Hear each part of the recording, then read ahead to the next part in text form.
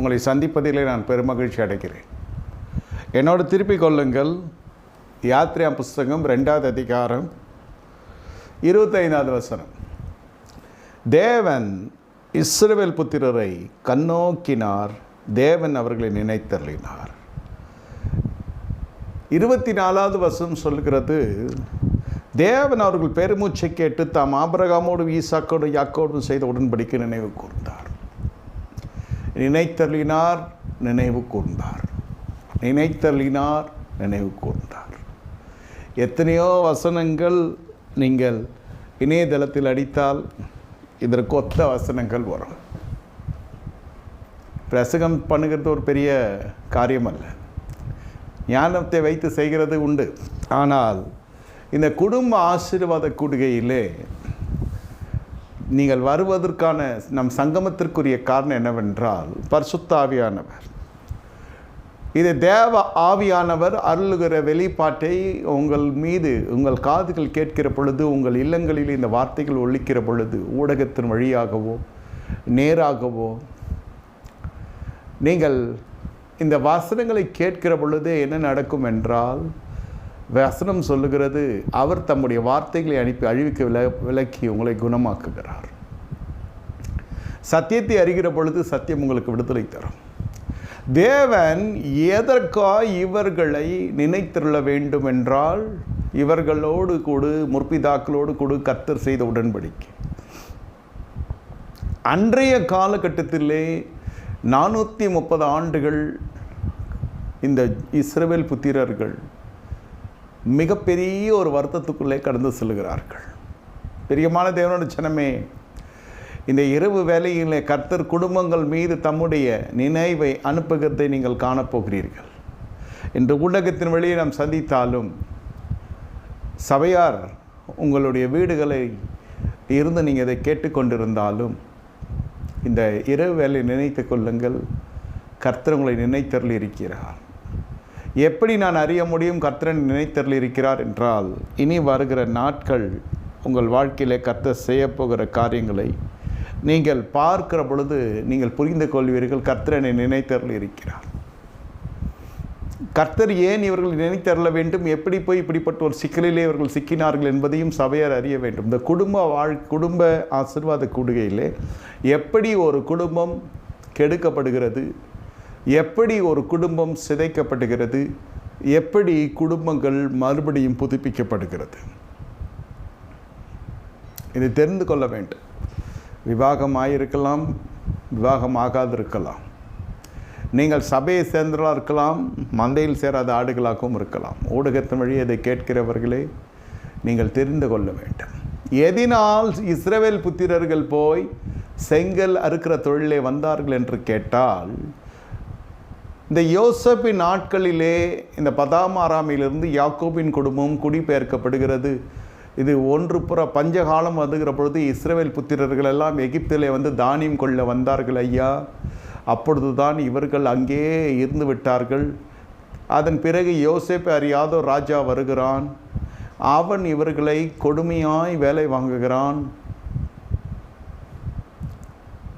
ஆகையால் இந்த ஜனங்கள் மிகவும் தத்தளிக்கிறார்கள். இந்த கொடுமையாய் வேலை வாங்குவதற்கான காரணம் என்னவென்று கேட்டால், எகிப்தியர்களை காட்டிலும் இஸ்ரேல் புத்திரர்கள் ஜனத்திலே பெருக ஆரம்பித்தார்கள். எந்த கூட்டம் அந்த காலத்தில் எந்த இனம் அதிகமாக இருக்கிறதோ அது ஆளுகை செய்யும். இப்படி பல காரியங்கள் வரலாறு சொல்லுகிறது, வேதம் அப்படி சொல்லுகிறது. ஆனால் ஆதியாகமம் புஸ்தகம் 15வது அதிகாரத்தில் நீங்கள் போய் பார்த்தால் வரலாறுகளுக்கும் மேலே ஒன்று காணப்படுகிறது. அதுதான் ஆபிரகாம் பலி செலுத்துகிற இந்த நேரம். அதனால்தான் சொல்லுகிறது, சபை கூடி வருதலை விட்டுவிடாதிருங்க. அந்த காலத்தில் சபை இல்லை. பலி செலுத்துகிற பொழுது தேவன் எழுந்தருளுவார். பழைய ஏற்பட்டு பரிசுத்தவான்கள் பலி செலுத்துகிறதை கர்த்தர் சுகந்த நற்கந்தமாய் முகர ஆரம்பிக்கின்றார். ஆதியாகம புஸ்தகம் 8வது அதிகாரத்திலே வாசித்தால் தெரியும். அந்த பேழைக்குரிய பயணங்கள் முடித்தவுடனே கர்த்தருடைய வார்த்தை சொல்லுகிறது, நோவாவை கர்த்தர் நினைவு கூர்ந்தார். The Lord remembered Noah and all that was inside the ark. தேவன் நினைவு கூறுகிறார் என்றால் உங்களுடைய கொஞ்ச காலம் நீங்கள் கடந்து செல்லுகிற பாதை எதிர்மறையான பாதையாக இருக்கும். நோவாவுக்கு இது வழக்கமல்ல. 40 நாட்கள் 40 இரவுகள் இந்த மிருக ஜீவன்களோடு பயணப்படுகிறது. அதுவும் பேழைக்குள்ளே மாமியார் மருமகளும் பயணப்படுகிறார்கள். எத்தனை குடும்பம் பயணப்படுகிறது? 4 குடும்பம். நோவாவோட மனைவி, நோவாவுடைய 3 குமாரர்கள், அவருடைய மனைவி. இந்த 3 பெண்களும் 3 வெவ்வேறு வீடுகளிலிருந்து வந்து வாழ வந்தவர்கள் புகுந்த வீட்டிற்கு. இந்த புகுந்த வீடு மட்டும் பேழையிலே காக்கப்படுகிறது. பிறந்த வீடை அவர்கள் புகுந்த வீட்டிற்குள் வருகிற பொழுதே அவர்கள் இருதயத்தில் விருத்த சேதம் பெற்றவர்கள். நோவாவுடைய மருமகள்களை சொல்லுகிறேன். ஒரு கூச்சல் இல்லை, ஒரு குமுறல் இல்லை, ஒரு கண்ணீர் இல்லை, ஒரு வியாகுலம் இல்லை. தாய் தகப்பனை பிரிந்தது எந்த துக்கமும் இல்லை, எந்த வித व्यसனமும் இல்லை. காரணம், அவர்கள் கிறிஸ்துவுக்குள்ளே தங்களை ஸ்திரப்படுத்தி கொண்டார்கள். எப்பொழுது கர்த்தருடைய வார்த்தைக்கு படியும்படியாய் ஒரு ஜனம் இருக்கிறதோ அது மட்டும்தான் பேழைக்குள்ளே வர முடியும். பேழைக்கு கட்ட உதவி செய்தவர்கள், வேலை செய்தவர்கள், கூலி வாங்கினவர் யாரும் உள்ளே வர முடியவில்லை. நோவா தனக்காக கட்டினாரா? இல்லை. மிருகங்கள் இருக்கிற பொழுது மனுஷர்களும் சேர்த்து தான் கட்டினார். மனுஷர்கள் செவி சாய்க்கவில்லை. எல்லாம் அழிந்து வீணாய் போனார்கள், மாண்டு போனார்கள். நோவா கரை சேர்ந்த பொழுது கர்த்தர் நினைத்தருளினார் என்ற பக்குவம் என்னவென்றால், அதனுடைய வியாக்கியானம் என்னவென்றால், தேவன் உங்களை நினைத்தருளார் என்றால் கொஞ்ச காலம், ஒரு சமீபமான காலத்திலே உங்களுடைய வாழ்க்கையை எதிர்மறையாய் நீங்கள் பயணப்படுகிறீர்கள். அந்த அனுபவத்தின் வழியே கர்த்தர் உங்களை நடத்தினார். தலையும் புரியவில்லை, காலம் புரியவில்லை. நன்றாக இருந்த ஜனங்கள் எல்லாம் முகத்தை திருப்பி கொண்டு போகிறார்கள். வந்து கொண்டிருந்த பொருளாதாரம் ஸ்தம்பிக்கப்பட்டது. பாத்திரம் நிரம்பி வழிந்தெல்லாம் பாத்திரம் பற்றாக்குறையானது. என்ன நடந்தது? கொஞ்ச நாள் மாந்திரிக, கொஞ்ச நாள் இவன் செய்துட்டான், அவன் செய்துட்டான், அவன் மந்திரம் பண்ணிட்டான். சரி, எவ்வளோ நாள் தான் பண்ணுவான்?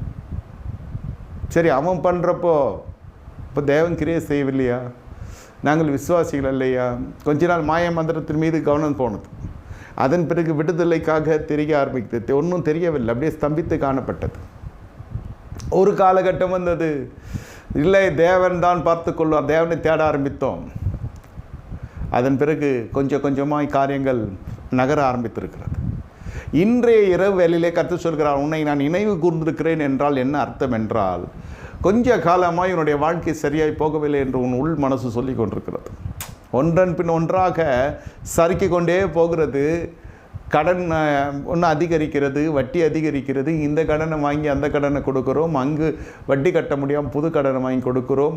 எப்படியோ நாம் நிர்வாகம் செய்து கொண்டிருக்கிறோம். ஆனால் மொத்தமாய் நாம் எதிர்பார்த்த ஒரு திறப்பு இன்னும் திறக்கப்படவில்லை. இன்னும் நான் எதிர்பார்த்த ஒரு பெரிய திருக்கத்தி உள்ளம் போல ஒரு பெரிய ஒரு மொடை நீங்கத்தக்கதாய் ஒரு பெரிய ஒரு வாசல், ஒரு விசாலம் உண்டாக்கப்படவில்லை. நெருக்கப்பட்டு கொண்டு தான் இருக்கிறோம். இந்த நெருக்கத்துக்கான காரணம் என்ன என்று நீ தெரிந்து கொள்ள வேண்டும். தேவன் நினைவு கூர்ந்திருக்கிறார். தேவன் உங்களுக்கு நிச்சயமாய் காரியங்களை வாய்க்க செய்ய போகிறார். மறுபடியும் நீ ஒரு விசாலத்தை காணப்போகிறார். எந்த விதமான சந்தேகமில்லை. ஆனால் எதனால் நெருக்கம் வந்தது என்று நீ அறிந்து கொள்ள வேண்டும். சபை கூடி வருவதை விட்டுவிடாதீர் என்று சொல்வதற்கான காரணம் என்ன? கண்ட இடத்தில் போய் சர்வங்க தகனபலியை செலுத்தாதிருப்பாயாக என்று உபாகம் 12 சொல்லப்படுகிறது. நீங்கள் எந்த சத்தியத்தை கேட்கிறீர்களோ அந்த சத்தியத்தின் அடிப்படையில் தான் உங்களுடைய வாழ்க்கை காணப்படும். என்ன சத்தியம்? நான் சொல்லுகிறது வருகைக்குரிய சத்தியம். அந்த பூமிக்குரிய செழிப்பு மட்டும் நம்முடைய வாழ்க்கையின் எல்லை அல்ல. நம்முடைய பரிசுத்தத்தில் ஒரு செழிப்பு வர வேண்டும், நம்முடைய அன்பில் ஒரு செழிப்பு வர வேண்டும், நம்ம அன்பில் ஒரு பரிசுத்தம் வர வேண்டும். இவையெல்லாம் நம்ம என்ன செய்யும் என்று சொன்னால், உள்ளான மனுஷன் வளர வளர வளர ஆத்துமா செழிக்க ஆரம்பிக்கும். ஆத்துமா செழிக்கிறது போல் மற்ற எல்லா காலத்திலையும் செழித்து சுகமாக இருக்கும்படி கர்த்தர் இறங்குகிறார். ஒன்றன் பின் ஒன்றாய் இன்று காலை வேலை முதல் இந்த கூட்டம் துவங்குகிற வரை ஒன்றன் பின் ஒன்றாக சில தொலைபேசிகள் வந்தது. எல்லாம் ஜெயமாய் வந்தது. கூறப்படுகிற சத்தியம் என்னவென்றால், ஜெபித்த காரியங்கள் ஒவ்வொன்றுக்கும் விசுவாசிகளுடைய வாழ்க்கையில் கர்த்தர் வாசலை திறந்தார், கர்த்தர் வழியை திறந்தார், கர்த்தர் எனக்கு அனுகூலத்தை செய்தார். போக வேண்டிய வேலை நிறுத்தப்பட்டது. என்னுடைய குடும்பம் இனி பிழைக்கும். நான் வேலை செய்த எனக்கு சம்பாத்தியம் கிடைக்கும். இந்த வயதில் யாரும் வேலை தரமாட்டார்கள். வேலை போகிற சூழ்நிலை வந்தது. ஆனால் கர்த்தர் அதை முறித்தார். புதிதாக வேலை கொடுத்தார். இப்படியே நல்ல செய்திகளாக வந்து கொண்டிருக்கிறது. கர்த்தர் நினைவு கூர்ந்தார் என்பதற்கு அத்தாட்சியாய் நான் கொஞ்சம் பிழைத்தேன். விசுவாசிக்கிறோம், இல்லைன்னு சொல்லவில்லை. இந்த இடத்துல என்ன சத்தியம்? இந்த மனுஷன் அப்படி என்ன தவறு செய்தார்? புறாக்களை துண்டிக்க, அந்த பறவைகளை துண்டிக்க மறந்து விட்டார். பறவையினுடைய சுபாவம் என்ன? உயர பறக்கிறது. இல்லாத பொருள் மீது இருதயத்தை திருப்பாது, அது சேட்டைகள் எடுத்து உயர பறக்க ஆரம்பிக்கும். இல்லாத பொருள் மீது உன்னுடைய கவனத்தை திருப்பாதே. துண்டிக்கப்பட வேண்டிய காரியங்கள் துண்டிக்கப்பட வேண்டும். மனம் உன்னுடைய கட்டுப்பாட்டுக்குள் இருக்க வேண்டும். மனதின் கட்டுப்பாட்டுக்குள் நீ போகிற பொழுது தெரிந்து கொள், உன் வாழ்க்கையை சரியான திசையில் இல்லை. மனம் என்ன நினைக்கிறதோ அதுதான், எல்லாம் மனம்தான். நீங்கள் கூகுளில் வர வேண்டும் நினைத்தால் வருவீர்கள். சபைக்கு ஆராதனைக்கு வர வேண்டும் நினைத்தால் வருவீர்கள். வரக்கூடாது என்று நினைத்தால் வரமாட்டீர்கள். தீர்மானிக்கிற பக்குவத்தை கர்த்தர் மனுஷனிடத்திலே கர்த்தர் கொடுத்து விட்டார். ஆனால் என்னத்தை தீர்மானிக்கிறீர்கள் என்பது தான் காரியம். சாப்பாடு கூட எடுத்துக்கொள்ளுங்கள். திடீரென்று நீங்கள் நினைத்து விட்டீர்கள், இந்த அசைவ உணவு சாப்பிட வேண்டும் அல்லது சைவம் சாப்பிட வேண்டும் அல்லது சாப்பிடவே கூடாது என்று. அதுதான் நடக்கும். தீர்மானம், மனம் நீங்கள் ஆள கற்றுக்கொள்ள வேண்டும். இந்த மனிதர் தேவனுடைய தீர்க்கதரிசி, முகமுகமாய் தேவனை சந்தித்த மனுஷன். பல யுத்தங்கள் இந்த குடும்ப வாழ்க்கையிலே சொல்லுகிறேன், பல காரியங்கள் இந்த ஆபிரகாமுடைய வாழ்க்கையில் காணப்பட்டிருந்தாலும், குறைகள் காணப்பட்டிருந்தாலும், நிறைகள் காணப்பட்டிருந்தாலும், இந்த பலி செலுத்துகிற இடம், அதாவது ஆராதிக்கிற இடத்திலே பிரச்சனைகள் வருகிறது. அதனால்தான் கண்ட இடங்களிலே போய் உணவை உட்கொள்ளுகிற பொழுது உங்கள் உடல் நலம் கெடுக்கப்படுகிறது அல்லவா? அதே போல் தான் ஆவிக்குரிய ஆகாரமும்.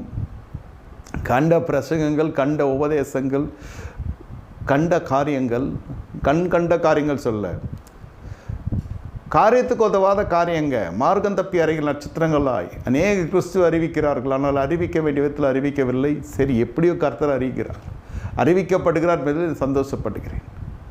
ஏன் நான் இதை சொல்லுகிறேன் என்றால், இப்படிப்பட்ட அந்த ஆபிரகாம் பலி செலுத்துகிறதும் தேவனுடைய பலிபீடத்திலே போகுனது தப்பில்லை. ஆனால் பலி செலுத்த தவறினது பொழுது காரில் இவர் மீது வந்து இறங்குகிறது. அப்பொழுது கர்த்தர் எழுந்தொலி சொல்லுகிறார், உன்னையும் ஒரு 4 சந்ததி நான் விட்டு வைப்பேன். அதன் பிறகு மீதி வருகிற எல்லா சந்ததியாரும் அடிமைப்பட்டு போவார்கள். வரலாறு சொல்லுகிறது, பதாமாராமில் ஒரு பஞ்சகாலம் வந்தது. அதனால் எகிப்துக்கு புறப்பட்டு போனார்கள். யோசேப்பு முன்னே போனார், யாக்கோபு பின்னே தொடர்ந்தார். இதெல்லாம் வரலாறு. அதுவும் தீர்க்கதரிசி நிறைவேறுகிற காரியம்தான், இல்லைன்னு சொல்லவில்லை. தாயின் தகப்பனும் உன்னை வணங்குவோமா என்றால் வணங்க வேண்டிய சூழ்நிலை வந்தது.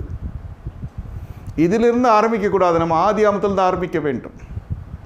இந்த கோட்பாடுகள் எல்லாம் தலைமுறையாக உங்களோட வீட்டை கூட நீங்கள் போய் பாருங்கள். தகப்பன் பட்ட அதே கஷ்டம் மகன் படுவான்.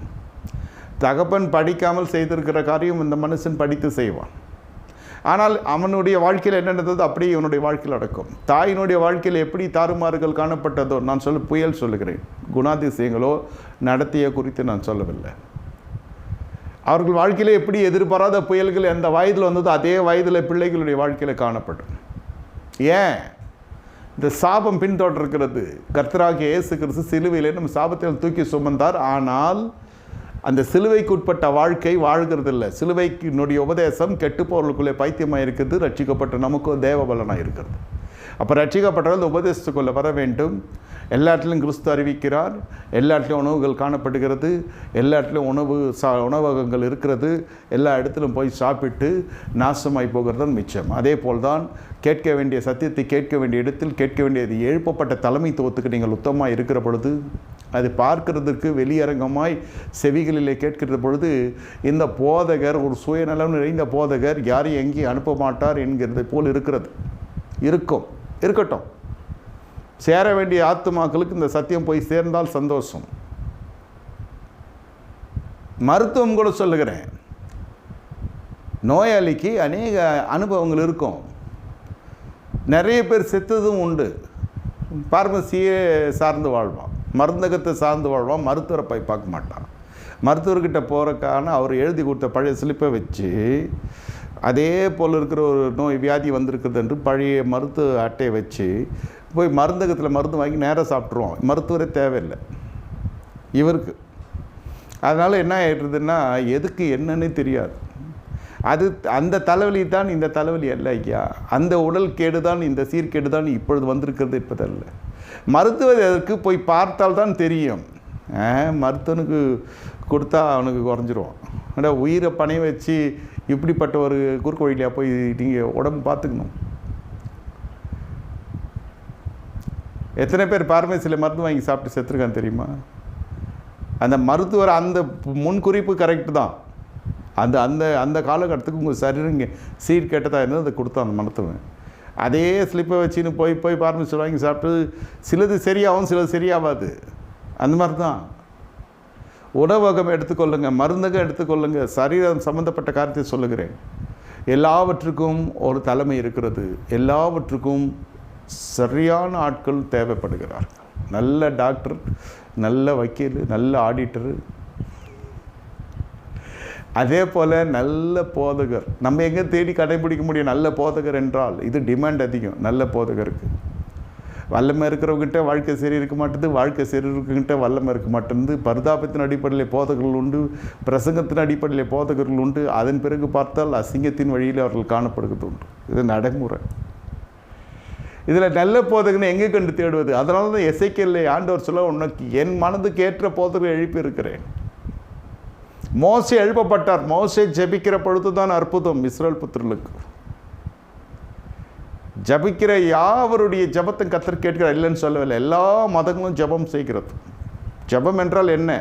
நம்ம ஜபம் சொல்கிறோம், அவங்க பிரார்த்தனை சொல்கிறோம். அவர்கள் சர்வ வல்லமையத்தை பேசுகிறார்கள், அவர்களுடைய திருப்தி அது. ஆனால் நாம் செய்கிற ஜபத்திற்கும் மற்றொரு செய்கிற ஜபத்துக்கு என்ன வித்தியாசம் என்றால், நம்முடைய சரீரத்தை மட்டுமல்ல, நம்முடைய ஆவி, ஆத்மா, சரீரம் அனைத்தையும் சேர்த்து செப்பனுக்கு இருக்க வேண்டும் அந்த தேவ பிரசனம். வார்த்தையின் அடிப்படையில் உன் வாழ்க்கையை வந்து சேர வேண்டும். கிருபையினால் ரட்சிக்கப்பட்ட நீங்கள் கிருபையும் சத்தியம் ஒன்றோடு ஒன்று சந்திக்கும். நெருக்கம் எதனால் வருகிறது? ஒரு முற்பிதா செய்த ஆராதனை முறைமைகளில் ஒரு குளறுபடி வந்து விடுகிறது. அதனால் கர்த்தர் கோபம் வருகிறது. இதுதான் உலக சிநேகிதம். ஒப்பா இது காணப்படுகிறது. எப்போ உன்னை விக்கிரக ஆராதனையில் கொண்டு வந்ததெல்லாம் உண்மைதான். அது பேர் எத்தனை வாட்டி பலி செலுத்தியிருப்ப? எத்தனை வாட்டி என் சத்தத்தை கேட்டிருப்பேன்? எத்தனை வாட்டி என்னை தரிசிச்சிருப்பேன்? நீங்கள் தரிசனம் பார்க்குறது, கர்த்தருடைய தரிசனம் உங்களுக்கு தரிசனமாகிறது. கர்த்தரை நீங்கள் உடைய வார்த்தை உங்களுக்கு தரிசனத்தில் வருகிறது. தேவன் உங்களோடு இடைப்படுகிறது. இவை அனைத்தும் என்னவென்றால் பலி செலுத்துவதற்கு தான். சரியான பலி சரியான நேரத்தில் செலுத்துவதற்கு தான் இந்த ஆவிக்குரிய ஊட்டம். உங்களுக்கு எதுக்கு தீர்க்க தரிசனம்? உங்களுக்கு எதற்கு தேவனுடைய வார்த்தை வந்து சேர்கிறது? நீங்கள் தேவ சமூகத்துக்கு வர வேண்டும் என்றதுனால்தான். வர வேண்டிய விதத்தில் வர வேண்டும். காணிக்கையோடு அது சொல்ல, நான் ஆவியோடு உண்மையோடு வர வேண்டும். வந்து கர்த்தரை ஆராதிக்கிற இடத்துல உண்மையாக இருக்க வேண்டும். உண்மை உண்மை உண்மை. அந்த உண்மை உங்களை பரிசுத்தப்படுத்தும். கேட்கப்படுகிற சத்தியத்துக்கு செவி சாய்க்க வேண்டும். எல்லாம் சேர்ந்ததான் ஆசீர்வாதம். அப்படி நீங்கள் சரியான எழுப்பப்பட்ட இடத்துக்கு உத்தமமாய் நீங்கள் இருக்கிற பொழுது என்ன நடக்கும் என்றால், பலிகி பெறுகிற ஆசீர்வாதமும் உன்னையும் உன் வீட்டாரையும் கர்த்தர் ஆசீர்வதிக்க ஆரம்பிக்கிறார். கர்த்தராகிய இயேசு கிறிஸ்து விசுவாசிப்பின் முன்னையும் உன் வீட்டாரும் ரட்சிக்கப்படுவீர்கள். விசுவாசிக்கிறேன் ஆண்டவரே, ஏன் ரட்சிக்கப்படுகிறதில்லை? விசுவாசம் என்பது நம்முடைய தேவைகளுக்கு, ஜப குறிப்புகளுக்கும், நம்முடைய தேவைகளுக்கும், நம்முடைய கட்டணங்களை செலுத்துவதற்கும், தீர்வுகளை செலுத்துவதற்கும் அது முடிந்ததும் அல்லேலூயா ஆத்துமாவே கர்த்தரை ஸ்தோத்திரி என்றால் விலகின மாதிரி தான். அந்த விசுவாசம் என்பது என்ன? கர்த்தராகிய இயேசு கிறிஸ்துவை விசுவாசிக்க என்ன? நான் நித்திய ஜீவனை பெறுவேன். அதான் விசுவாசம். அதற்கு என்னென்ன பாவ கரைகள் இருக்கிறது, என்னென்னலாம் தடைகள் இருக்கிறது, என்னென்னலாம் பாவ வேர்கள் இருக்குது, அனைத்தையும் கர்த்தராகிய ஆவியானவர் சுட்டெரிப்பார். கர்த்தருடைய ஆவியானவர் எங்கேயும் உங்கள் விடுதலை உண்டு. அவர் வார்த்தை என்னை விடுவிக்கும். தான் விசுவாசம். நம்பப்படுகிற உறுதியும் காணப்படாத நிச்சயமாக இருக்கிறது. ஒரு விஷயம் ஆராதனைக்கு வந்தால் போதும், மறு விஷயம் அவன் வாழ்க்கையில் அற்புதம் நடப்பதற்கான காரணம் என்ன? வார்த்தை சந்திக்கிறது. மெய்யாகவே தேவன் இந்த ஸ்தலத்தில் இருக்கிறார் என்று யாக்கோபு சொன்னான். ஆராதனை தேவன் மகிமைப்பட வேண்டும். நீங்கள் பாடுகிற பாடல்கள் எல்லாம் ஆராதனை. உங்கள் இருதயம் கர்த்தரோடு இணைக்கப்படுகிற இடம். நான் சொல்ல சொல்ல பரிசுத்தாவினர் இறங்குகிறார் உங்கள் வீடுகளில். நம்முடைய விசுவாசம் என்பது நம்முடைய கட்டணத்துக்கோ, நம்முடைய தேவைகளுக்கோ, நம்முடைய மாத தேவைகளுக்கோ, நம்முடைய குடும்ப காரியங்களுடைய கட்டணம் செலுத்தப்படுகிற காரியங்களுக்கோ அல்ல, அதற்கு மேலே இருக்கிறது. கர்த்தர் நம்முடைய பொருளாதார ஜப குறிப்புகளுக்கு, மற்ற ஜப குறிப்புகளுக்கும் மேலே கர்த்தர் வாசம் செய்கிறார். ஜபம் முடிச்சோன்னு ஏஞ்சி போயிட்டுறான். நான் பண்ணுற ஜபத்துக்கும் ஏஞ்சி போயிடுறான். முடிச்சோன்னு அவன் ஜபம் பண்ணி முடிச்சோன்னு ஏஞ்சி போயிடுறான். தேவன் சொல்கிற வரைக்கும் இருக்கிறது தான் நான் சொல்கிற தேவ சமூகம். இது இங்கே செய்ய முடியாது, நீங்கள் வீட்டில் தான் செய்யணும். வீட்டில் செய்யலாம், இல்லைன்னா கர்த்தர் எங்கே நடத்துகிறார். உங்களுக்கு இருக்கிற தாகம் என்னவா இருக்க வேண்டும். இப்படித்தான் இந்த ஜனங்கள் தங்கள் வாழ்க்கையை கர்த்தருக்கு ஒப்பு கொடுத்து காணப்பட்டார்கள். ஆனால் அவர்களுடைய ஆராதனையிலே கொஞ்சம் பிரச்சனை வருகிறது. எங்கே போய் சொல்ல முடியும்? அதை தான் சொல்கிறேன், யார் பரிசுத்தவான் என்று நாம் உத்தரவாதமே கொடுக்க முடியாது. என்றைக்கு என்ன நடக்குன்னே தெரியாது. பாலியல் சம்பந்தப்பட்ட விஷயம் மட்டுமல்ல, பணப்பட்டுவாடா மட்டுமல்ல. நான் சொல்லுகிறது, ஒரு மனுஷனுக்கு இன்னொரு மனுஷன் உத்தரவாதம் கொடுக்கறது கூடாத காரியம். தேவன் நினைத்தள்ளினால் அதனுடைய வியாக்கியானம் சொல்லி கொண்டிருக்கிறேன். எப்படி போய் சிக்கிக்கொள்கிறார்கள் என்று நான் சொல்லுகிறேன். நல்ல ஆராதனைக்கு வந்து கொண்டிருக்க ஜனங்களே சில சமயத்தில் என்ன நடக்கும், சபை விட்டு வேறு சபைக்கு போய் பார்ப்பான். என்னத்துக்கு? கர்த்தரை பார்க்க மாட்டான். அந்த சபையில் பொண்ணு இருக்குது, அது ஆராதனைக்கு வரும், நீ அப்படியே வந்து பார்த்துக்கொள். எப்படி இருக்குது? எவ்வளோ துணிகரம். தேவ சமூகத்தில் பொண்ணை பார்க்கறதுக்கு போகிறீங்கன்னா, இல்லை பையனை பார்க்க போகிறீங்க, அதான் மேட்ச் மேக்கிங். என்ன சொல்கிறது? தேவ சமூகம் வந்து பயபக்திக்குரிய இடம். நீங்கள் போய் சிற்றுண்டி சாலையில் பார்த்துக்கொள்ளுங்க, பேருந்து நிலையத்தில் பார்த்துக்கொள்ளுங்க. ஆலயத்துக்குள்ளே அப்படியெல்லாம் வராதிங்க. இதெல்லாம் வந்து பின்னாட்களில் சந்ததிக்கு மிகப்பெரிய ஆலயத்தை தீட்டுப்படுத்தலாம். கர்த்தர் உங்களை சும்மா விட மாட்டார். நீங்கள் ஆலயத்தை கெடுத்தால் கர்த்தர் உங்களை கெடுத்து போடுவார். ரட்சிக்கப்பட்ட பிறகு நடக்கிற காரியம் இது. இங்கே பார்க்கிறார் ஆண்டவர், உன்னையும் சந்ததியும் விடுறேன். 4 தலைமுறை கழித்து ஆரம்பிக்கிறது பிரச்சனை. எப்பொழுது இந்த தேவனுடைய ஆராதனை முறையிலே உங்களுக்கு ஆசீர்வாதம் என்பது எப்படி இருக்க வேண்டும்? அந்த ஆசீர்வாதம் என்பது தேவ திட்டத்துக்குள்ளே நடத்துகிறதா இருக்க வேண்டும். இது தேவ திட்டத்துக்கு தூரே போகிறது இந்த சந்ததி. யோசேப்பு அறியாத ராஜா வருகிற பொழுது முடிந்தது கதை. இவர்கள் பலிக்கு பெருகிறது. யோசேப்பு என்ற அபிஷேகம் பண்ணப்பட்ட தலைமைத்துவம் இருக்கிற வரை இவர்களுக்குள்ளே பலிக்கு பெருகிறது.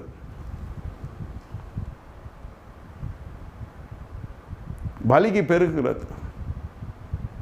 இந்த கூட்டம் எண்ணிக்கை பெருக்கமாக இருக்கிறது. வீட்டில் ஜனத்தொகை அதிகமாக இருக்கிறது. ஒரு வீட்லேயும் மலட்டுத்தன்மை என்பதே இல்லை. எபிரேய ஸ்திரீகள் எகிப்து ஸ்திரீகளைப் போல இல்லை, பலசாலிகளாய் பெண்களே காணப்படுகிறார்கள். இன்றைய நிலையை யோசித்து பாருங்க. காலையிலையும் வேலை, சாயந்தரம் வேலை, செங்கல் இருக்கிற வேலை தவிர ஒரு வேலை இல்லை. ஆனால் சருத்தில் பலன் இருக்கிறது.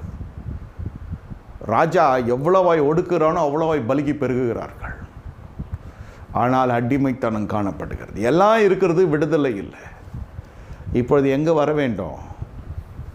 தேவன் நினைத்தருளுகிறார். முதலில் தேவனுடைய சிந்தைக்கு உங்கள் வாழ்க்கை வந்தபடியினால்தான் நீங்கள் அபிஷேகம் பண்ணப்பட்ட தலைமைத்துவத்துக்குள்ளே நடத்தப்பட்டு வருகிறீர்கள். நான் என்று மட்டும் சொல்லவில்லை.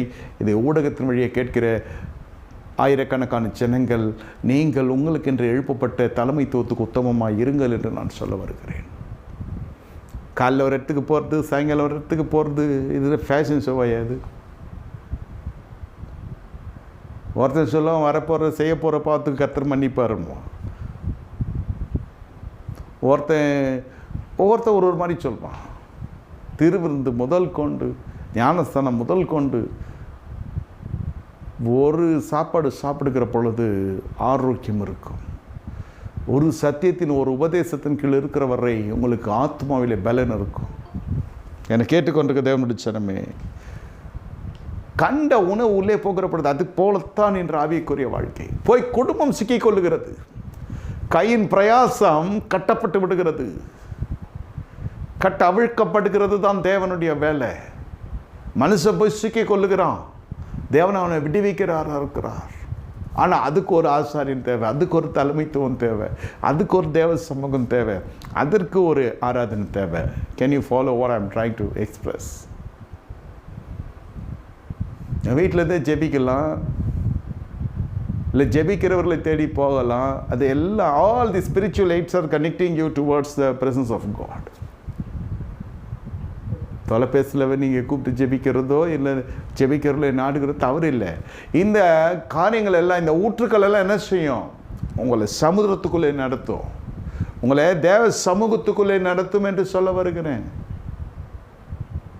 அதுக்கு தான் இதெல்லாம் எழுப்பப்பட்டிருக்கிறது. ஆனால் அதுதான் தலையாய் சிலர் பேர் வைத்து கொண்டிருப்பான். அங்கே தான் பிரச்சனை ஆரம்பிக்கிறது. பிரச்சனை முடிந்தோன்னா அங்கேயும் மறந்துடுவோம், மறுபடியும் சாரா கடைக்கு போய்டும், மறுபடியும் வாழ்க்கைக்கு போய்டும், மறுபடியும் பிடிப்பு இல்லை, நாட்டம் இல்லை, நடத்துவதற்கு ஆள் இல்லை, மேய்ப்பதற்கு ஒரு மேய்ப்பன் இல்லை, பரிசுத்தத்தை ஆசாரிக்கிறதுக்கு ஒரு ஆசாரியன் இல்லை, ஒரு ஆசாரியன் அந்த தலைமைத்துவத்துக்குள் இருக்கிறது இல்லை. மனம் மேட்டிமையாகி விடுகிறது. நான் ஜெபித்தா கேட்க மாட்டார கர்த்தர்? கேட்பார். ஜெபத்துக்கு பதில் வந்துட்டால் போதுமா? காரியம் ஜெயிச்சிட்டுனா போதுமா? நம்ம எல்லார்ட்டையும் ஜெயிச்சிட்டோன்னு அர்த்தமா? அடிப்படை சத்தியம் இங்கே வறட்சி வருகிறது.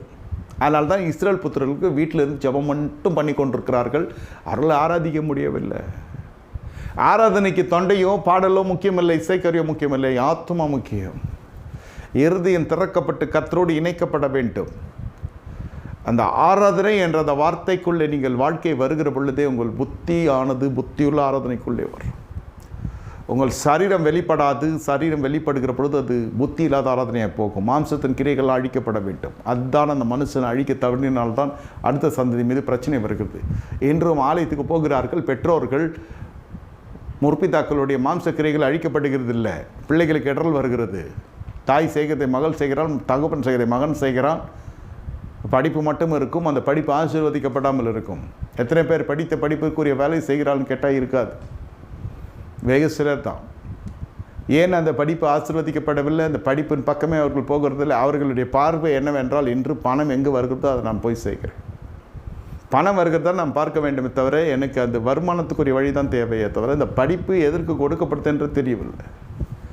படிப்பு கர்த்தர் ஆசீர்வதிக்கிறது இல்லை. அவன் பாஸ் ஆகிற வரைக்கும் தான் கர்த்தரை தேடினான்.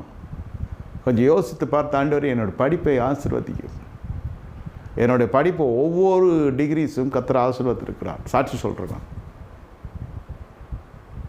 அதனால்தான் பலதரப்பட்ட வழிகள் கர்த்தர் திறக்கிறவராய் காணப்படுகிறார். உங்களுக்குள் இருக்கிறது ஆசீர்வதிக்கப்பட்ட, உனக்குள்ளே தாழ்ந்துகள் இருக்கிறதா? இது எங்கே மண்ணில் போட்டு புதைத்திருக்கிறீர்கள்? மண்ணில் போட்டு புதைத்து தாழ்ந்துட்டு ஞாபகத்துக்கு வரவில்லை. உன்னை கர்த்தர் வெறுமையாக அழைக்கவில்லை. உன்னை உண்டாக்கின பொழுது நன்மையாகவே கர்த்தர் உண்டாக்கினார். நடுவில் என்ன ஆனது?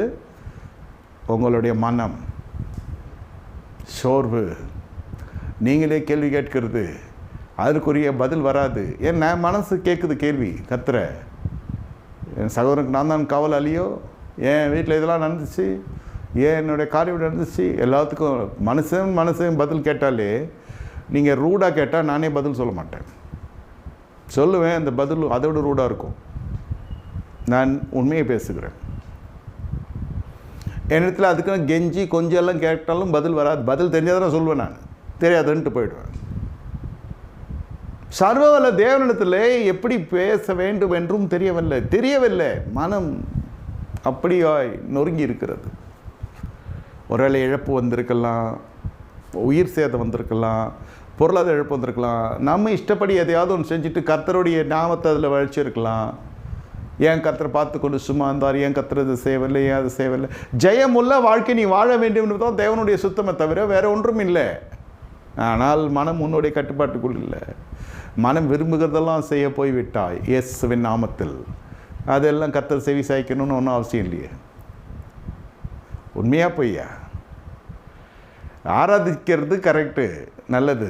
ஆனால் எங்கே ஆராதிக்கிற, யார் கூட ஆராதிக்கிற, எந்த இடத்துல ஆராதிக்கிற? தேவன் எழுப்பப்பட்ட தலைமைத்துவமா? ஞானசனம் எடுக்கிறது ஒரு இடம், காணிக்கை செலுத்துறது ஒரு இடம், ஆராதனைக்கு போகிறது ஒரு இடம், கல்யாணம் பண்ணுறது வேறு இடம். என் தேவனே தேவனே தேவனே ஏன் என்னை கைவிட்டீர்?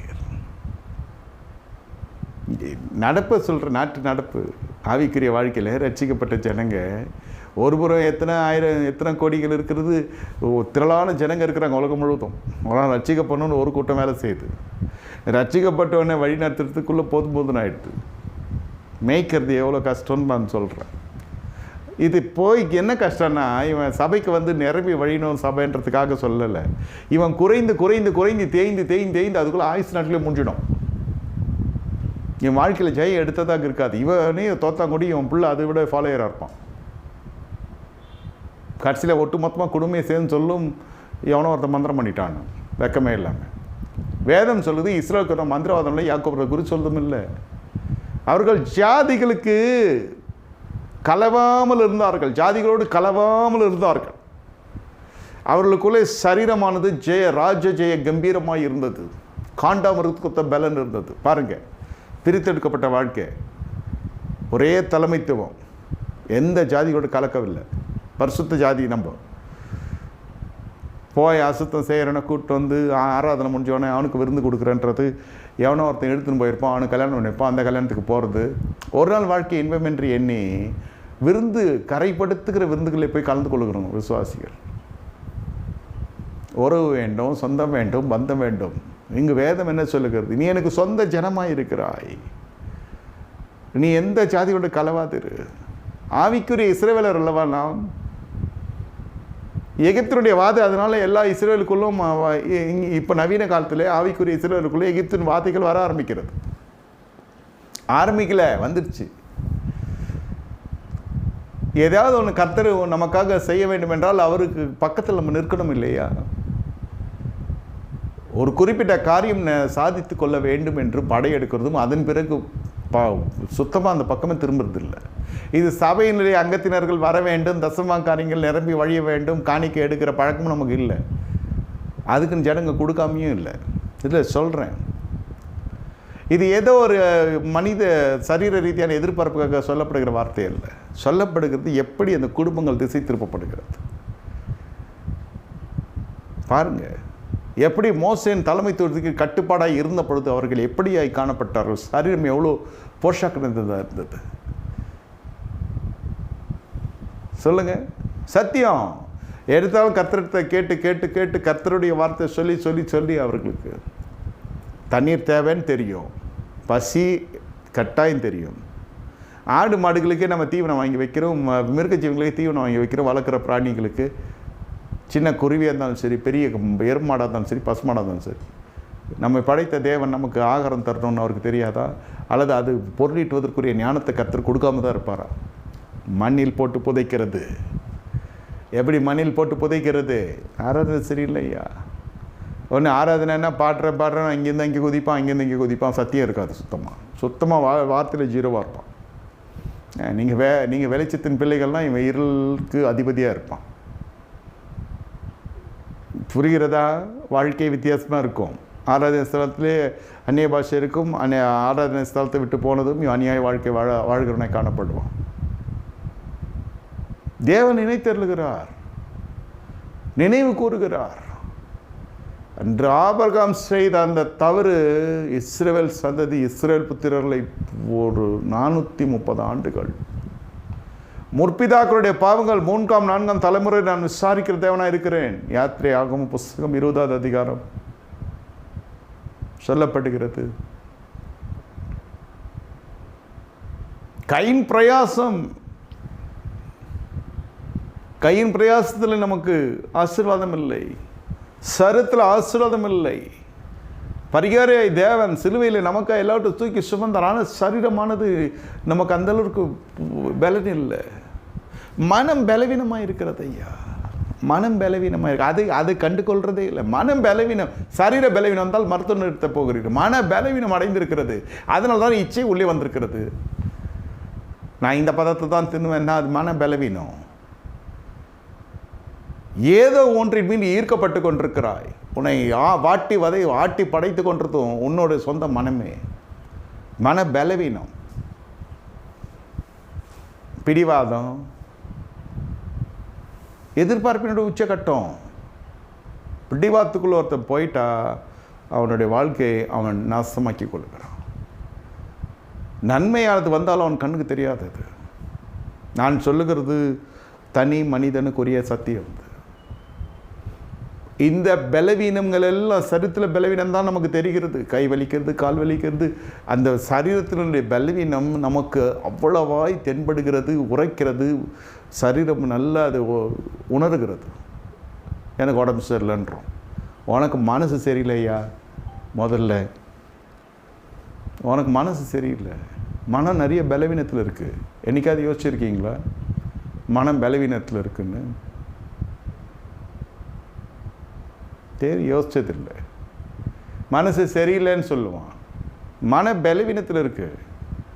இல்லாததை நீ யோசித்து கொண்டிருக்கிற, இருக்கிறத கோட்டை விட்டுட்ட. ஆமாம், இல்லாத ஒரு எதிர்காலத்தை அவன் நினைப்பான் மனசில். நம்ம இப்படி இருந்தால் நல்லமா இருக்கும், அப்படி இருந்தால் நல்லமா இருக்கும். அரசியல்வாதியெல்லாம் இப்படி பண்ணுறான், ஆன்மீகவாதி இப்படி பண்ணுறான், தொழிலதிபர் இப்படி பண்ணுறான், நான் மட்டும் இப்படி இருக்கேன். நீ எல்லாரும் மேலேயும் கண்ணை வச்சு கொண்டுரு, கர்த்தரை விட்டுரு, நல்ல விளங்கிடுவேன். எவனா எதனா பண்ண போகிறான், நான் என்ன செய்யணும் ஆண்டவரே, நான் என்ன செய்ய சித்தமாக இருக்கிறீர். ஞானம் நிறைந்த மனுஷன் சவுல், பவுலாகி பின்னாட்களில் வருகிறான். ஆனால் ஒரு சரிவு வருகிறது வாழ்க்கையில், கண்டு கொண்டான் இதுதான் கர்த்தர்னு. ஆண்டவரே நான் என்ன செய்ய சித்தமாக இருக்கிறீர். நீ பட்டணத்துக்கு போது அறிவிக்கப்படும். பட்டணத்துக்கு போனால் அது காரியம் வாய்த்தது. இது உலக பிரகாரம் படிப்பு மட்டும் நான் சொல்ல, நல்ல புத்தியாய் ஞானமாய் பேசுகிறது கர்த்தரிடத்தில் மட்டும் இல்லை, ஞானம் என்பது வாழ்க்கையில் இருக்கிறது. நான் என்ன செய்ய வேண்டும் என்று நீர் விரும்புகிறீர். அப்பொழுது தேவன் செய்ய நினைக்கிற காரியம் உன் வாழ்க்கையில் தடைபடாத நடக்கும். முதல்ல எனக்கு ஜப குறிப்பு இருக்குது, கர்த்தர் என்னை வைக்கிற இடத்துல இருக்கிறது இல்லை, ரெக்கை அடித்து பறக்குது என் மனசு. எனக்கு அது வேணும், எனக்கு இது வேணும், எனக்கு இது வேணும், எனக்கு அது வேணும். சரி, எல்லாத்தையும் கொடுத்தாச்சு. இப்போ என் பையனுக்கு வேணும், அப்புறம் என் பொண்ணுக்கு வேணும், அப்புறம் அவங்க பசங்களுக்கு வேணும், என் உயிர் இருக்க வரைக்கும் வேணும் வேணும் வேணும் வேணும் வேணும் வேணும். பரிசுத்தம் வேணுமா? ஆஹா. விசுவாசம் வேணுமா? வேணாம். அபிஷேகம் வேணுமா? சரி கொஞ்சம். ஏன்னா அதெல்லாம் பக்கத்தில் இருக்க வச்சுருக்கான். பக்கத்தில் ஒருத்தர் ஆராதிக்கிறான், அந்நிய பாஷை பேசுகிறான், நானும் பேசலைன்னு என்னை அற்பமாக பார்க்குறான். சரி, அபிஷேகம் கொஞ்சம். ரத்த சாட்சியை மறிக்க விரும்புகிறாயானா அது பக்கத்தில் இருக்கிற கொடுத்துருங்க ஆண்டவரே. வனாந்திரம் என்பதே வாழ்க்கையிலே இருக்கக்கூடாது. வயல்வெளி, பசுமை, அரண்மனை, பட்டணம், இப்படி தான் பட்டணத்தின் ஆசீர்வாதம். அரண்மனை, சிங்காசனம், அமெரிக்கான வாழ்க்கை, ஆடம்பரமான வாழ்க்கையை எப்படியோ எடுத்துக்கொள்ளலாம். மனம் முழுவதும் இதில் தான் இருக்கிறது. இதுக்கு இயேசுவின் நாமம் பயன்படுத்தப்படுது. இயேசு ஆண்டவராக இயேசு கிறிஸ்துவினுடைய உதவி, ஒத்தாசை தேவைப்படுகிறது. இதுதான் நடைமுறை, இதுதான் உண்மையான நிலவரம் போய்கொண்டிருக்கிறது. ஆமாம், இதெல்லாம் ஏற கட்டிட்டு ஆண்டவரே என்ன செய்ய சித்தமாக இருக்கிறேன், நான் அதை செய்ய வருகிறேன், என் மனம் ரொம்ப பலவீனமாக இருக்கிறது, முதல்ல விரும்புகிறது, அப்புறம் இச்சிக்கிறது, அப்புறம் பிடிவாதமாக இருக்கிறது, அப்புறம் அது கட்டாயம் வேண்டும் என்கிறது. இதெல்லாம் இஸ்ரவேல் புத்திரர்களுக்குள்ளே வந்துடுச்சு. செங்கடல் கடந்ததும் பெரிய அனுபவமாய் தெரியவில்லை. நமக்கு இரவிலே அக்கினி ஸ்தம்பமாய் கர்த்தர் இருக்கிறதும் பெரிய அனுபவமாய் தெரியவில்லை. பகலிலே மேகஸ்தமாக இருக்கிறதும் பெரிய அனுபவமாய் தெரியவில்லை. பகைவின் மத்தியில் நமக்கு காண்டாமிருத்து பலன் இருக்குதுன்னு நினைத்து பகைவி நம்மை பார்த்து பயப்படுறான், அந்த அறிவும் இல்லை. நமக்கு ஒரு ராஜ கம்பீரம் கர்த்தர் கொடுத்துருக்கிறார், அந்த அறிவும் இல்லை. எதுவுமே இல்லை. எந்த ஒரு மேன்மையான காரியம் கர்த்தர் கொடுத்துருக்கிறது, you must understand what is available in you first. உங்களுக்குள் கர்த்தர் கொடுத்துருக்கிற மேன்மையை பாருங்க. அதுக்கு தான் சனிக்கிழமை உபவாச கூட்டத்திலே வரவழைத்து துதித்து கொண்டிருக்கிறது 1 மணி நேரம். தேவன் நல்ல பலன் கொடுத்தார். பலன் இல்லைன்னா பலன் இல்லை, பலன் இல்லை, பலன் இல்லை. ஊரை கூட்டி ஜெபம் பண்ணுறது. பலன் இருந்தால் துதிக்கிறது கிடையாது. சாப்பாடு இல்லைன்னா சாப்பாடு இல்லைன்றது. பண கஷ்டம், ஐயோ எனக்கு இதுவாக இருக்குது, அதுவாக இருக்குது. இருக்கிறப்போ கர்த்தரையும் நினைக்கிறது இல்லை, தேவ சமூகத்தையும் மதிக்கிறது இல்லை. உங்களுக்குள் மேன்மையை கர்த்தர் வைத்திருக்கிறார். அந்த மேன்மையை உணர்ந்து கொள்ளுங்கள். என்னால் நல்லா பேச முடியுது, கண் பார்வை இருக்கிறது, காதுகள் கேட்கிறது, கைகள் நல்லா செயல்படுகிறது, நல்ல செயல்படுகிறது, கால்கள் நடக்கிறது. இதெல்லாம் முடக்கப்பட்டால் அப்போ தேவ சமூகம். இதெல்லாம் சரியாக இருந்தால் இஷ்டப்படி ஜீவியம். மேன்மை முதல்ல அறிய வேண்டும். அப்போ வாய் என்ன சொல்லும் என்றால் மனம் என்ன சொல்லும் தெரியுமா? ஆண்டவரே கோடான கோடி ஸ்தோத்திரம் ஆண்டவரே, எனக்கு நல்ல உடல் சுகத்தை கொடுத்துருக்கிறீர், தீர்க்க ஆயுசை கொடுத்துருக்கிறீர், என் மனைவியை கொடுத்துருக்கிறீர், பிள்ளைகளை கொடுத்துருக்கிறீர், புருஷனை கொடுத்துருக்கிறீர், குடும்பத்தை கொடுத்துருக்கிறீர், வீட்டை கொடுத்துருக்கிறீர், எனக்கு நிர்வாகத்தை கொடுத்துருக்கிறீர், எனக்கு என்று ஒரு கையின் பிரயாசத்தை கொடுத்துருக்கிறீர். எனக்கு நீர் கொடாதது ஒன்றுமே இல்லை ஆண்டவரே, எல்லாவற்றுக்கும் நன்றி சொல்லுவோமா? இதெல்லாம் இருக்கிறதெல்லாம் மறந்துட்டு எனக்கு அதை கொடு, எனக்கு இதை கொடு, தப்பு இல்லை. இப்படியே கேட்டு கேட்டு கேட்டு கடைசியில் கேட்டு முடிஞ்சோன்னு அவன் ஏஞ்சி போயிடுறான். வாங்கி அவன் கேட்டு முடித்தோன்னு அவன் போயிடுறான். பெற்றுக்கொண்டதுக்கப்புறம் சுத்தமாக வருது இல்லை. இவ்வளோதான் ஜெபம். இங்கே அப்படியெல்லாம் இல்லை. தேவன் நினைத்தருளினார். தேவன் நினைத்தருளுகிற பொழுது என்ன நடக்கிறது? அவர்கள் வாழ்க்கையிலே அற்புத அதிசயங்கள் நடக்க ஆரம்பிக்கிறது. சாராளை கர்த்தர் கடாட்சமானார். That means what? He remembered Sarah. ஆதியாகமம் 21வது அதிகாரம். சோதோம் கொமோரா பட்டணத்தை அழிக்கப்படுகிற பொழுது ஆதியாகம புஸ்தகம் 19வது அதிகாரம் 29வது வசனத்தில் ஆபிரகாமை நினைத்து லோத்தை காப்பாற்றுகிறார். கிறிஸ்துவின் ஒரு இரத்தத்தை நினைத்து தேவன் நம்மை இயேசு கிறிஸ்து இரத்தத்தின் வழியாக நம்மை நினைத்தருளினார். நாம் ரட்சிக்கப்பட்டிருக்கிறோம். ஏன் ரத்தத்துக்கும் ஸ்தோத்திரம் பண்ணணும். நல்ல ரத்தம். கர்த்தர் ரத்தத்தில் பலமுள்ளதாக வைத்திருக்கிறார். என் சரீரத்தை ஆகார போஷித்து வைத்திருக்கிறார். நன்மையை நினைத்து வைத்திருக்க. அதுக்கு ஸ்தோத்திரம் சொல்லணும். கிறிஸ்துவின் சரீரத்துக்கும் ஸ்தோத்திரம் சொல்லணும். கிறிஸ்துவின் ரத்தத்துக்கும் ஸ்தோத்திரம் சொல்லணும். தேவ ஆவிக்கு நம்ம ஸ்தோத்திரம் சொல்லணும். ஜப தேவைகளுக்குரிய குறிப்புகளுக்கு முன்னாடியே சொல்கிறேன். எவ்வளோ see how much is the provision God has given for us. எவ்வளவு ஜீவ ஊற்றுகளை கர்த்தர் கொடுத்திருக்கிறார். கொஞ்சம் கண்ணை மூடி பார்த்தா இயேசு கிறிஸ்துவின் ரத்தத்தினால் நாம் கழுவப்படுகிறோம். ஆவியினால் சுத்திகரிக்கப்பட்ட வார்த்தையால் விடுவிக்கப்படுகிறோம். அல்லேலூயா. ஆவி ஆத்மா சரீரத்துக்கு தேவையான விடுதலை முதலே வருகிறது. அந்த மனுஷனுடைய ஜபத்தை கேட்டு இந்த மனுஷனை விடுவிக்கின்றார். நல்லா புரிந்து கொள்ளுங்கள். நாம் எல்லாரும் லோத்து போல தான் இருக்கிறோம். என் ஜபத்தை அவர் கேட்டு ஆக வேண்டும். நல்லது ஐயா, இல்லைன்னு சொல்லு. நல்ல உஷாராக தான் ஜபம் பண்ணுறது. மேனிக்கு நோவ பூமிக்கு நோவ தவறு இல்லை, நான் தவறாக சொல்லவே இல்லை. ஆனால் அதுக்கு முன்பாக பெற்றுக்கொண்ட நன்மைக்கு என்ன செய்தாய்? மறுபடியும் காணிக்கை பற்றி பேசலை. நான் பெற்றுக்கொண்ட நன்மை என்ன? நீங்கள் 10 ரூபா கொடுங்க 100 ரூபா கொடுப்பாருன்னு சொல்லலை. நான் அப்படி சொல்லலை. பெற்றுக்கொண்ட நன்மை எவ்வளோ சரீரத்தில் நன்மை இருக்கிறது. நமக்கு பலவீனம் வந்தால் தான் தெரிகிறதா பெற்ற நன்மை. அந்த சாட்சி சொல்கிறதுக்குள்ளே வாயில் என்ன இரும்பு ராடை வச்சு வாயை ஓப்பன் பண்ண வேண்டியதாக இருக்குது. வெக்கம் வருது. தேவ சமூகத்தில் வந்து சாட்சி சொல்கிறதுக்கு வெக்கப்படுறாங்க. ஏன்? மற்றதெல்லாம் சீர்கெட்ட கேழோட பேச்சுகளுக்கு வாய் திறந்திருக்கிறது, மனம் திறந்திருக்கிறது. தேவ சமூகத்தில் பெற்றுக்கொண்ட நன்மைக்கு சாட்சி சொல்கிறது. அதனால்தான் இந்த ஸ்தோத்திரம் பண்ணுவதுக்கு உங்களை நிர்பந்திக்கிறேன். வாங்க, கை கால் நல்லா இருக்கிறது, ஆண்டவரே ஸ்தோத்திரம். மனைவி மக்கள் எல்லாம் வீட்டுக்குள்ளே இருக்குதுங்க, அடங்கி இருக்கிறார்கள், ஸ்தோத்திரம். இதை செய்ய தவறுகிற பொழுது என்ன நடக்குது? அத்தனையும் ஜப குறிப்பாக வருது. பொண்டாட்டி சரியில்லை, புருஷன் சரியில்லை, குடிக்கிறான், அவ்வளோ வச்சுருக்கான், எவ்வளோ வச்சுருக்கான், அவன் வச்சுருக்கானோ இல்லையே, இந்த ஒரு ஸ்டோரி ஆரம்பிக்கும்.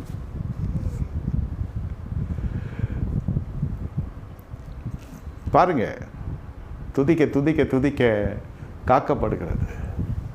தேவன் நினைத்தருளினார் என்றால் உங்கள் வாழ்க்கையில் அற்புத அதிசயங்கள் தொடரப்போகிறது. தேவன் நினைத்தருளால் நீங்கள் அதற்கு என்ன கைமாறு செய்ய வேண்டும்? தலைமைத்துவத்துக்கு உத்தமமாக இருக்க வேண்டும். திடீர்னு ஒவ்வொரு தலைமைத்துவமும் எழும்போம். ஒவ்வொரு ராஜ்யங்கள் எழும்பது போல தலைமைத்துவத்தில் பல பிரச்சனைகள் இருக்கும். பல காரியங்கள் ஜனங்கள் தானே தலைவனாக்கி கொள்ள எழுப்புவான். அப்சலோம் எழும்புகிறான், தானே ராஜா என்று சொல்லி ஒரு கூட்டம் ஜனங்க போகிறாங்க. கொஞ்ச நாள் அப்சலோம் இல்லை.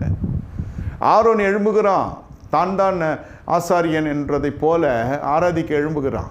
ஒரு 24,000 ஜனங்கள் போகிறாங்க. திரளான லட்சக்கணக்கான ஜனங்கள் அமர்ந்திருக்கிறாங்க. அதாவது மோசேயினுடைய வருகைக்கு கொஞ்சம். எப்பொழுதுமே சபையில் அதிருப்தியாளர்கள் எல்லா இடத்துலையும் இருப்பார்கள். அலுவலகத்தில் இருப்பாங்க, உங்கள் தெருவில் இருப்பாங்க, குடும்பத்துக்குள்ளே இருப்பாங்க. ஆமாம், நம்ம ஒரு சேவை மையத்தில் பணிபுரிய பணியாளர்களை போல இருக்கிறோம். ஒரு உறவு இனித்தால் இன்னொரு உறவு கசக்கும். ஒரு உறவுக்கு நாம் நல்லவர்களாக இருக்கலாம், மற்ற உறவுக்கு அது தானாகவே இது கெட்டவர்களாக அவர்களுக்கு தென்படும். இதில் என் மதிக்கேடு வேறு, இதில் என்னோடய மதிக்கேடு வேறு. அவன் வர ஐயங்கியரன் ஐயங்கியனாவே அவனுக்கு காட்சி அளிப்பேன்.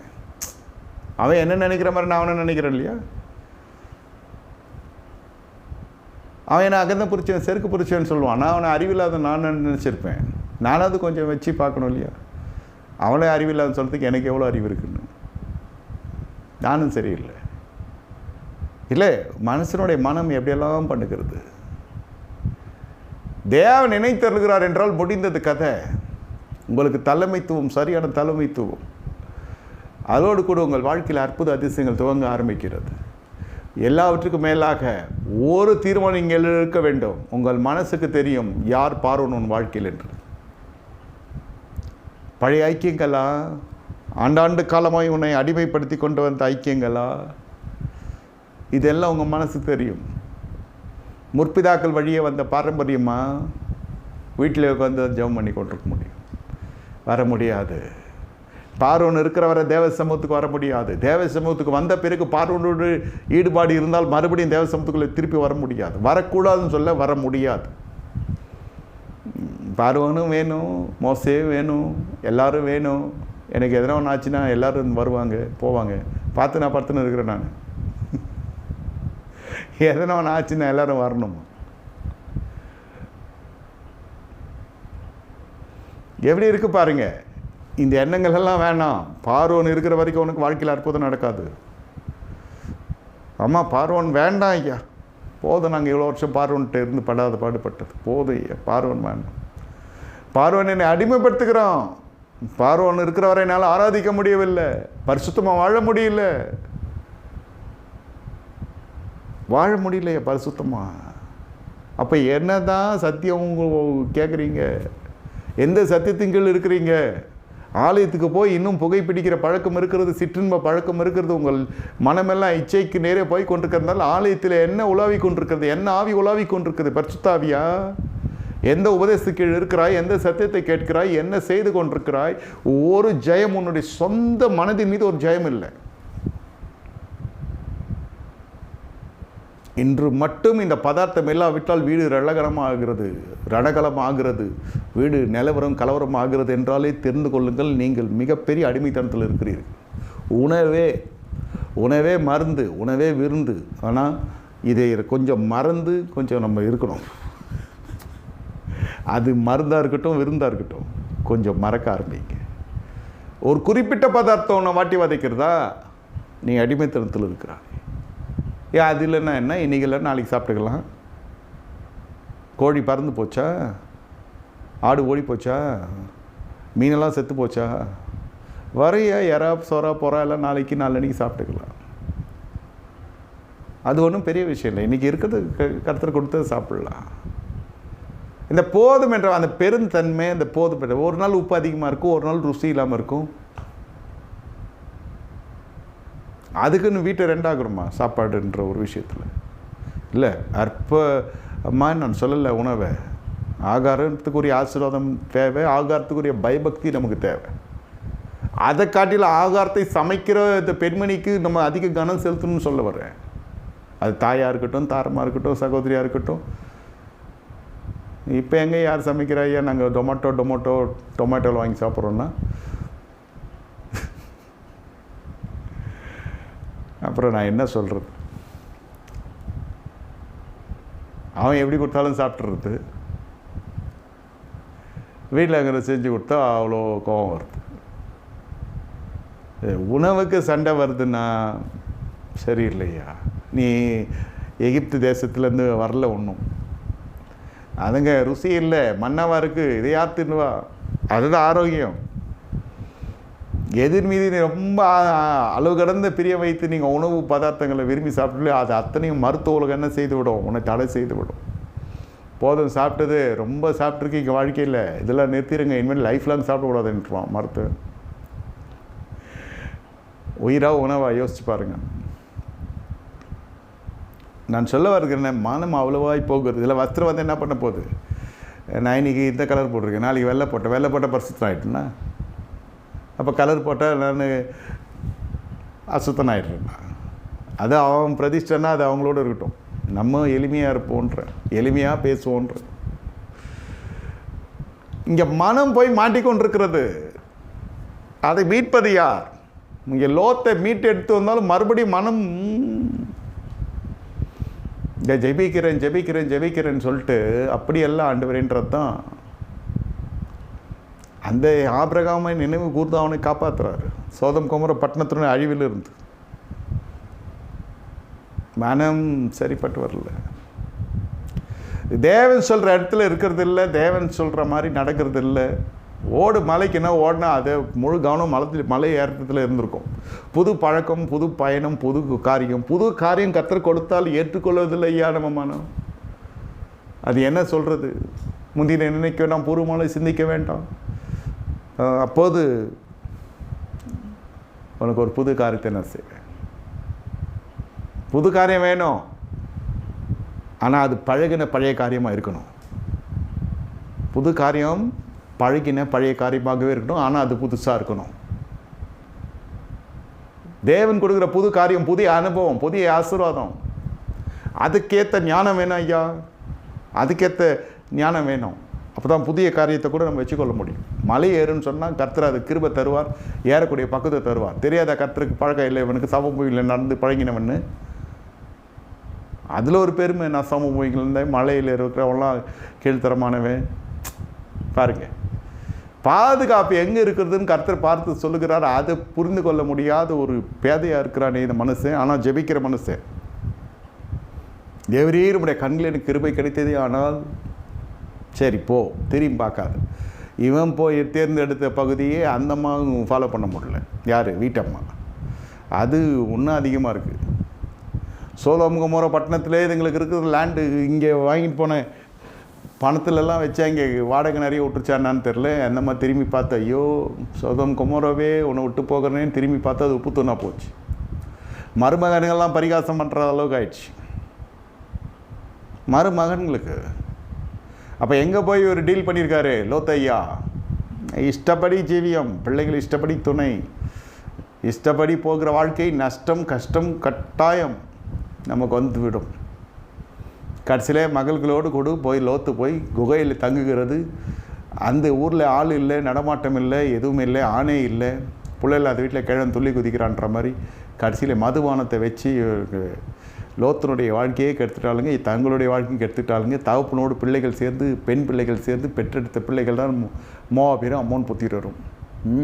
சரீரத்து மீது கட்டுப்பாடு இல்லை, மனம் தான். சொல்கிறேன் இல்லையா, அன்னைக்கு ஆதாம் அந்த பழத்தை சாப்பிட்டான், ஏவாள் அந்த பழத்தை சாப்பிட்டா. இன்று அந்த பழம் ரசமாக்கி சாராயமாகி அதான் மதுபானமாக உள்ள வருது. ஆமாம், நாங்களாம் பழம் சாப்பிட்றது இல்லைன்னா அதான் சாராயமாக குடிக்கிறான்ல. அந்த உணவு கட்டுப்பாடு என்பது இல்லை, நாவின் அதிகாரம், வாயிலிருந்து வருகிற வார்த்தை மட்டும் இல்லை. இதெல்லாம் கொஞ்சம் கிரேவிங்ஸ், டெம்டேஷன்ஸ், இதெல்லாம் சோதனை இல்லையா? எப்போ நம்ம ஃபாஸ்டிங் இருக்கலாம்னு நினச்சி உட்காடுறோமோ பக்கத்தில் மீன் வறுக்கிற வாசம் வரும், ஒரு இடத்துல பிரியாணி வாசனை வரும்.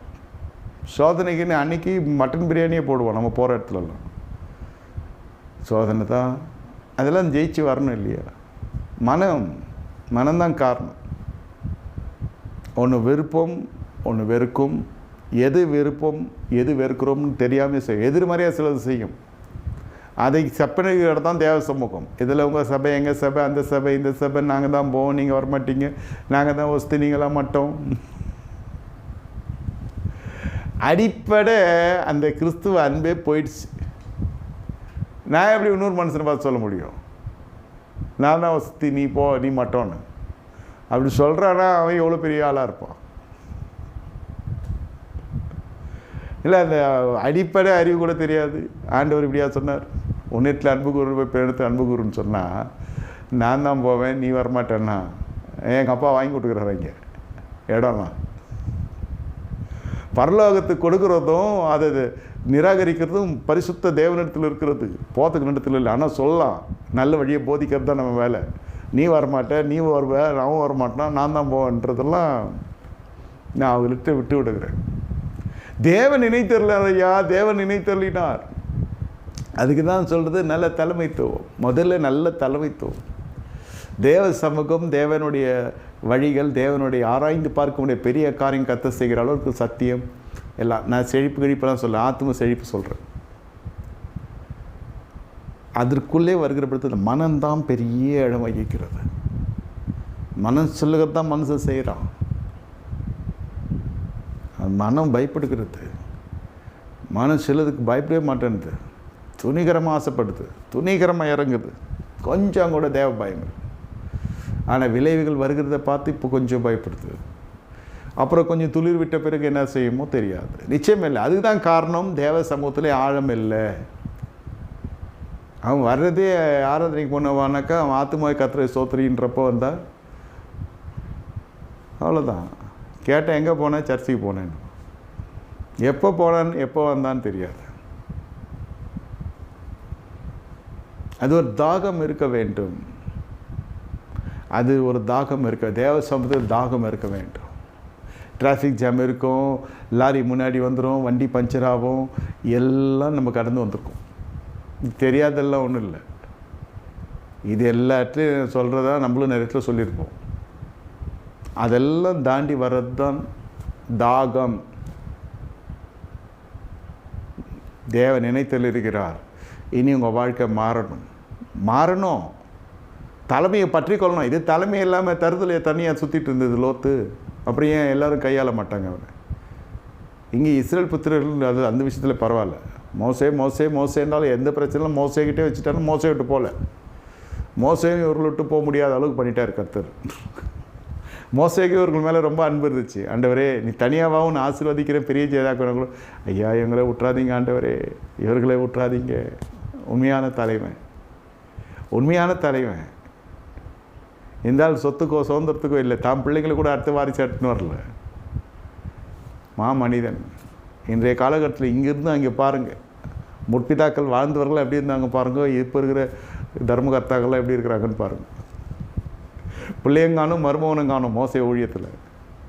மனிதன் ஐயா ஏன் அந்த ஆளுடைய பாடியை தேவதூதனை அடக்கம் பண்ண மாட்டான்? இப்போ எப்போ பாடியாவான்னு பார்த்துன்னு இருக்கான் மருமகன். பிள்ளை ஒரு பக்கம் இழுக்கிறான், மருமகன் ஒரு பக்கம் இழுக்கிறான், நடுவில் அந்த கிழவன் படுத்துன்னு இருக்கான். பாடி யார் எடுக்கிறதுன்னு ஆகும், அப்புறம் நாங்கள் பார்த்துக்குறோம். இருக்கிறப்பையோ அவனை பிச்சு பிடிங்கி எடுத்துடுறான். அடுத்த சபை யார் பார்த்துக்கிறதுன்னு.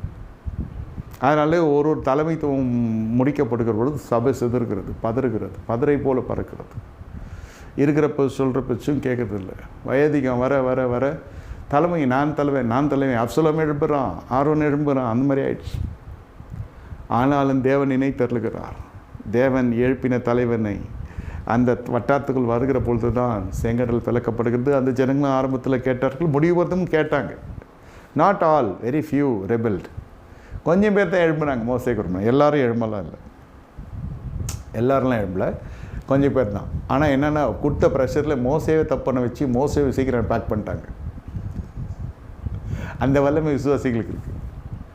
அவனை நோண்டி அவனை கேட்கக்கூடாத கேள்வியெல்லாம் கேட்டு அவனை எவ்வளோ உபத்திரப்படுத்தி அவன் கற்பலகையை தூக்கி போட்டு உடச்சி மேரி சேவை அந்த மேரி சேவை பள்ளத்தாக்கில் கண்மலையை பார்த்து பேச சொன்ன அடிக்கிற அளவுக்கு செஞ்சு மோசே போட்டு கொடுத்த ப்ரெஷரில் மோசே போக முடியாத அளவுக்கு பண்ணிட்டான்.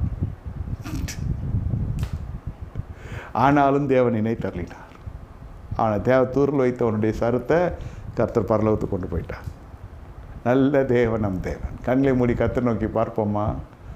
குடும்பம் ஆசீர்வாதமாக இருக்கணும்னா ஒழுங்கான தலைமைத்துவத்தில் இருக்கணும், பரிசுத்தாவின் நிறைந்த தலைமைத்துவத்தில் இருக்கணும். அப்போ தான் பரிசுத்தமாய் வாழ முடியும். இன்னும் எத்தனை ஆண்டுகள் இன்னும் போயிட்டு ஃபுன்னு ஊதிட்டு இருக்குது. வயசாகி போய் சேர்ந்தா கூட பரவாயில்ல, ஆனால் இதை விட மாட்டேன். மனம் அவ்வளோ விரும்புகிறது. அது விட முடியலன்னா தெரிந்து கொள்ளுங்க, பரிசுத்தாவின் தான் விடுதலை தருவார். வாருங்கள், பரிசுத்தாவிக்குள்ளே கர்த்தர் உங்களுக்கு விடுதலை தரப்போகிறார். ஆண்டவரை ஸ்தோத்தரிக்கிறோம். சொன்னதே சொன்னேன், ஆசீர்வாதத்தையும் பலப்படுத்தும், கிருபைக்குள்ளே மொழிமறுத்திக்கொள்ளும், சபையை காத்து கொள்ளும் என்னும் புதிய ஜனங்களை எழுப்புவீராக. இயேசுவிட தெளிக்கிறோம். தேவரீர் எங்களை நினைத்ததுக்கு ஸ்தோத்திரம். நீ முதல் ஆண்டவரே ஆசீர்வாதங்கள், அற்புத அதிசயங்கள் நடைபெறட்டும். செங்கடர்கள் பிளக்கட்டும். நீண்ட கால ஆசீர்வாதங்கள் காத்திருக்கிற ஆசீர்வாதம் தாமதியம் சீக்கிரம் முடிக்க போது ஸ்தோத்திரம். இயேசுவிட தெளிக்கிறோம். இயேசு நாமத்தில் பிதாவே, ஆமென். என் ஆத்துமாவே கர்த்தரை ஸ்தோத்திரி, என் முழுவே பரிசுத்தத்தை ஸ்தோத்திரி. என் ஆத்துமாவே கர்த்தரை ஸ்தோத்திரி. கர்த்தர் செய்த சகல உபகாரங்களையும் மறவாதே. ஆமென்.